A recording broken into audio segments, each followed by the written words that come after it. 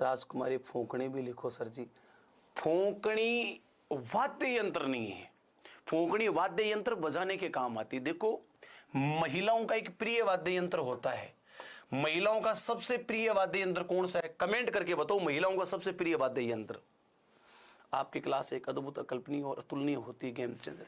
महिलाओं का सबसे प्रिय वाद्य यंत्र होता है पति, जिसको अंग्रेजी में कहते हैं हस्बैंड। क्या कहते हैं? हस्बैंड। हस्बैंड क्यों कहते हैं उसको? ऐसा बैंड जिसको हंसते हंसते बजाया जाता है। हस्बैंड, ऐसा बैंड जिसको हंसते हंसते बजाया जाता है। अब इस पति नामक वाद्य यंत्र को बजाने के लिए महिलाएं कई उपकरणों की सहायता लेती है, जिनमें सर्वाधिक प्रचलन में है वो है बेलन। तो बताइए, पति नामक जो वाद्य यंत्र है वो किसकी सहायता से बजाया जाता है? सर्वाधिक बेलन की सहायता से। कई दुष्ट महिलाएं होती हैं जो बेटा फूंकने की सहायता से भी बजाती हुई पाई गई हैं। कई महादुष्ट महिलाएं होती है जो बेटे चिमटे से भी बजाती हैं। अच्छा, चिमटा एक इतना खतरनाक उपकरण है कि साला एक शपीड़ मारो तो 2 चोट लगती है। लेकिन फिर भी ये परीक्षा में प्रश्न आ जाए कि महिलाएं पति नामक, हस्बैंड नामक वाद्य यंत्र को बजाने में सर्वाधिक किस उपकरण की सहायता लेती हैं, तो ये इसका 100% सही उत्तर यही होगा, बेलन।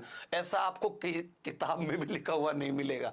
ये ब्रह्म ज्ञान केवल गजेंद्र सिंह कविया के पास है बेटा, है ना।